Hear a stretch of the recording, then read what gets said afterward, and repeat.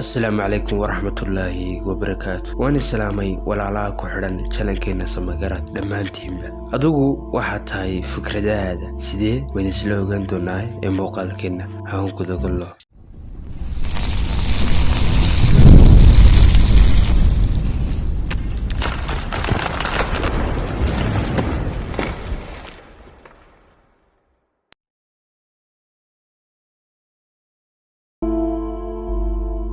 wada sheekeysiga ka dhex guuxaya maankaagu waa qaabeeyaha noloshaada adiguna waxaad tahay fikrado isku tegay dhammaan howlaha aad u qabato sida maalinlaha kaliya waa adigoo fulinaya fikradaha ku xoog badan maskaxdaada haddaba haddii aad doonayso wanaajinta dhan kasta oo ka mid ah noloshaada wax lama dhaafaan ah suubinta fikradaha aad ka qabtid jawaab walba oo ka mid ah noloshaada waxaa jira xeer nafeed oo odhanaya wax kasta oo aad aaminsan tahay oo ah inaad ku guuleysanaysid ama ku guuldaraysanaysid arrin uun labada goorba oo aad saxanta waxba ku guuleysan maysid inta aad nooshahay haddii aanad ugu horreyntaba aaminsaneen guusha lafteeda feedhiyaankii maxamed cali kalay oo la weydiiyey sirta ka dambaysa guulihiisa joogtada ah ee uu gaadhi jiray ayaa yidhi badanaa waxaan ku celcelin jiray weer ah aniga ayaa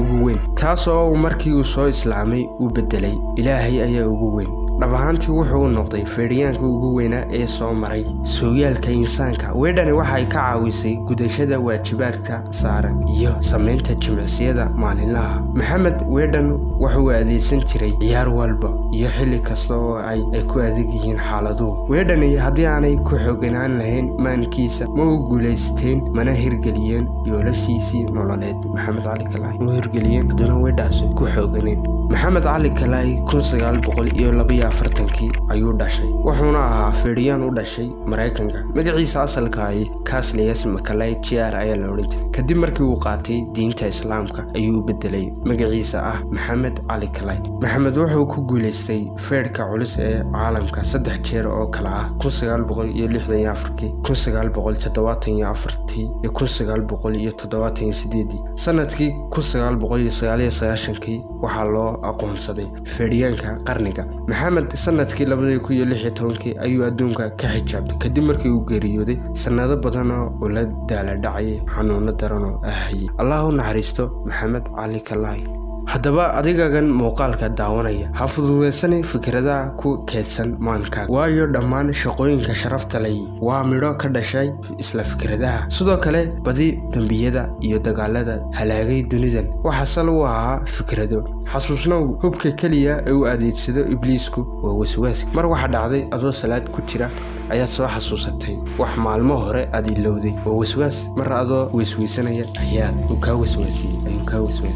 sidaa daraadeed waxa madaxaaga saaran ka ilaali aragtiyaha togan ee wax duminaya meeshoodana ku bedel fikradaha togan ee wax dhisaya garaadkaagu waa sida carrada oo kale taas oo yeelaysa inaan lagu beero dhir walba oo jirta wax walba oo aad ku beeratana waa aad ka goosanaysaa garaadkaagu waa uu soo dhoweynayaa fikrad kasta oo aad ku beertaba isagoo aan kaala doodayn waxna aan kaa weydiinin fikradani inay sax tahay iyo in kale inay wax duminayso iyo inay wax dhisayso muddo kadib fikradani waxay isku bedelaysaa qaabeeyaha dhaqankaaga iyo akhlaaqdaada oo dhan dib u xasuuso mar aad dareentay qoys qalbi jab cidhiidhi iyo murug kaasoo kuu horseeday hadal aad ka maqashay qof kale mar kale dib u xasuuso maalin aad dareentay farxad dhoolla-cadeen isla maalintaana uu kuga horseeday hadal uu ku yidhi mid qof aad saaxiibatiin ama qof qoyskiina ka mid ah ama qof aanad garanaynba ka seenba haddaba erey keliya oo qofuu ku yidhaaho ayaa noloshaada oo dhan ku yeelanaya saameyn xoogan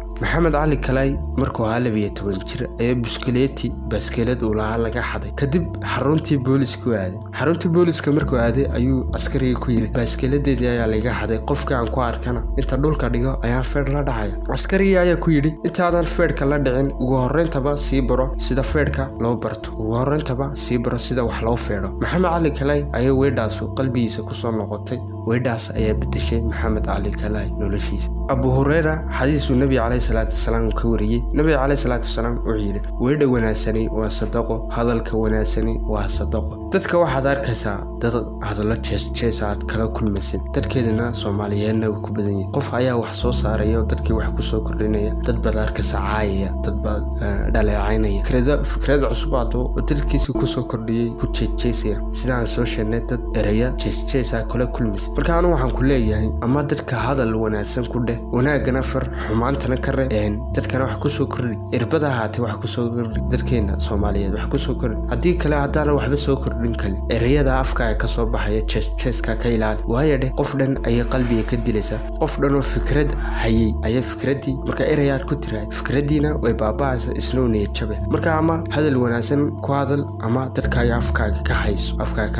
Moodtahay hadalka aad odhanaysid saameyn xeel dheer ayuu ku yeelanayaa qofka maqlaya. Sidaa waxaa la mid ah hadalka aad ugu sheekeynaysid naftaada, kaasoo u muuqda hadallo aanan wanaagsaneyn. Waxaa laga yaabaa inaad aragtay qof aamusan oo meel iska fadhiya, wax dareena ah muuj, laakiin guuxa gudihiisa ka daarani uu kaga tegayo quus qalbi jab. Waxaa dhici karta sheekada aad la wadaagayso naftaada inay kaa dhigto liibaan dareemaya, farxad dhoolacadeen, ama qof murug dareemaya, ama guuldarro dareemaya, ama guul dareemaya ayaa laga yaabaa inaad dareentid hadallada aad ugu sheekeynaysa naftaada. Waxa ugu weyne ee tahay inaad samaysaa waa inaad runta qadhaadh u sheegtid naftaada, uguna sheekaysid hadallo togan oo toosan, kuwaasoo horumar iyo horsocod u yeelanaya naftaada. laakiin haddaad ugu sheekaysid waxaa qaban kari maysid, aday laguma talagelin, dad baa lagu talagalay, dadkaa haya ilaahay baa u fududeeyey, adna ilaahay ku fududanaya. haddaad hibadaada leedahay aad ka mida dhalisid, ilaahay ku fududanaya. haddaad xirfadaad leedahay, fikradda aad haysid maskaxdaada kusoo dhacday, haddaad dadkaaga uga faa'iidaysid oo wax ku tartid oo kuu soo dhaweyna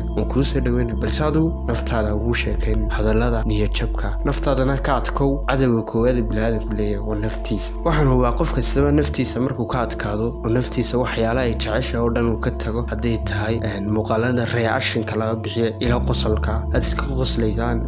youtuberada ee Soomaaliya u bateenba reaction ka bixina iska qoslaysaan. hadday tahay tiktokas muuqaalada ila qosolka ee gaagaaban muuqaal ku sii dhibay, dad naftaada ka ilaalisid waxyaalaha oo aanad badisid akhris. waxa la yiri akhrisku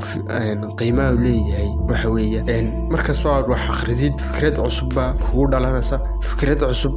dhalanaysa, fikradana dadkaaga uga faa'iideynaysa, dadkaaga ayaad wax ku soo kordhinaysa. laakiin dadka aad dhawaatid dadka niyad jabiya ee dadka hadallada xunxun ku dhaca, ama tiktok iska dhex fadhidid oo muuqaal ku dhibo, ama muuqaalada reactionka ila qosolka aad iska qoslayso. nabi calayhi salaatu wasalaam waa ka yiri qosolka badani qalbiyu dila. muuqaaladaas way qoslaysaa. marka muuqaalkeena maanta intaasuu ku heedyahay. inta muuqaalka xigaan isugu iman waxaan iga tegayaa. wassalaamu calaykum waraxmatullaahi wabarakaatu.